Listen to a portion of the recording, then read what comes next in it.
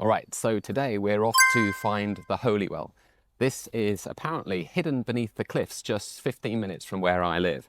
So it involves a very short walk through a residential street here in the UK.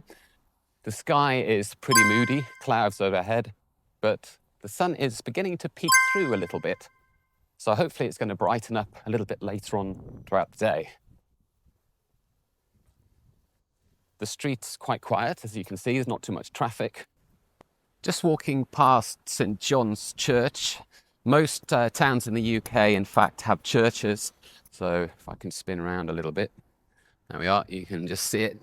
So towards the end of this street, there are several typical blocks of flats. And as many of you know, I lived in Hong Kong for many years.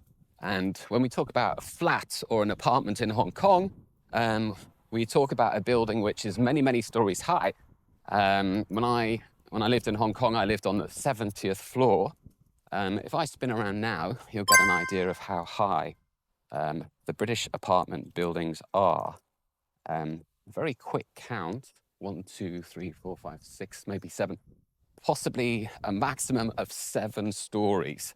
So when we say an apartment in England, unless it's in London, it's not particularly high, but nevertheless, you would still get a very good view of the beach and surrounding area from the very top. So just walking down the little path down to the beach now, and you can probably hear that it's quite windy, but it's still sunny. The sea is a little bit choppy, and the sun's really coming out now. You can see the sun's really trying to make its way out between the clouds, and I think it's promising to be a very good afternoon. You can see some of the branches above me which are blowing around quite a bit, and I'm going to continue on now to try to find Holywell, which I believe is at the bottom of those cliffs over there. So it always amazes me that people have their beach huts so close to the cliff face. As you can see, they look absolutely beautiful, brightly coloured. But if you can see over my right shoulder, there is a pile of boulders which has come down from the cliff above, and it's incredibly close to the beach huts.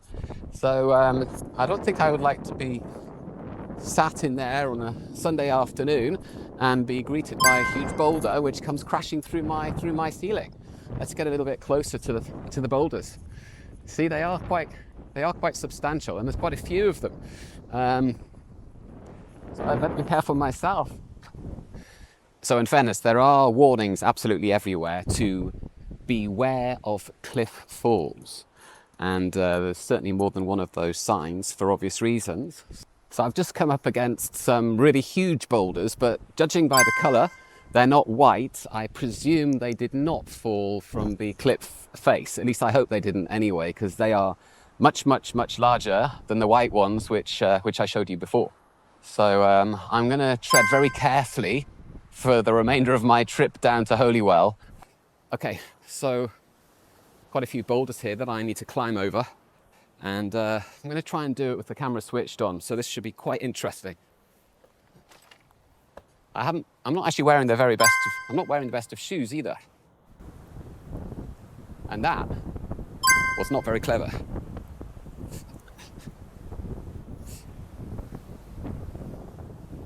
Well, I made it to the top.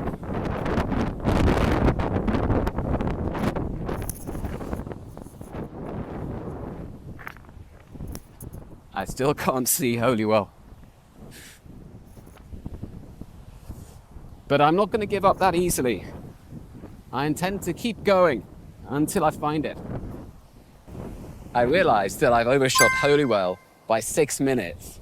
So I was so focused on the cliff face and the folding boulders that I just walked straight on past it. It must be incredibly small, tiny, for me to have done that. So I'm going to double back now.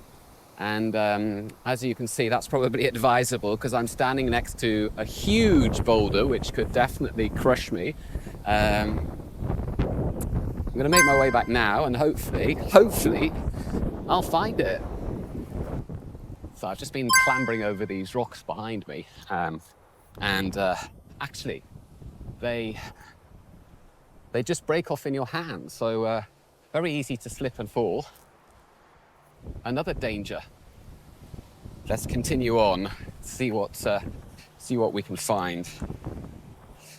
I'm going to keep that. So I have checked my Google Maps, and I've noticed that there is still about a 2 or 3 minute walk further straight ahead. So I haven't overshot it this time. But I'm still concerned that it's been buried under a pile of rubble, and it won't be possible to see anything at all. But I can but try. I found it. There it is. Goodness me, no wonder I went straight past it. That's it. That's it. So I've actually found Holywell. This is it. And it's this incredibly small little alcove, which is just sort of tucked away in the cliff face. And so incredibly easy to miss, just like I did. And it's an incredibly moving, touching place. People have piled up rocks, and there's little messages and notes to their loved ones which have passed on. I don't know the circumstances in which that's happened. But it's an incredibly peaceful place. I'm so pleased that I've actually made it and I've seen it. It's not at all what I expected it to be.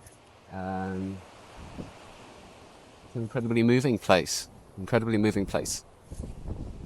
well worth the effort to come and find it. I can't see any streams, any water anymore, but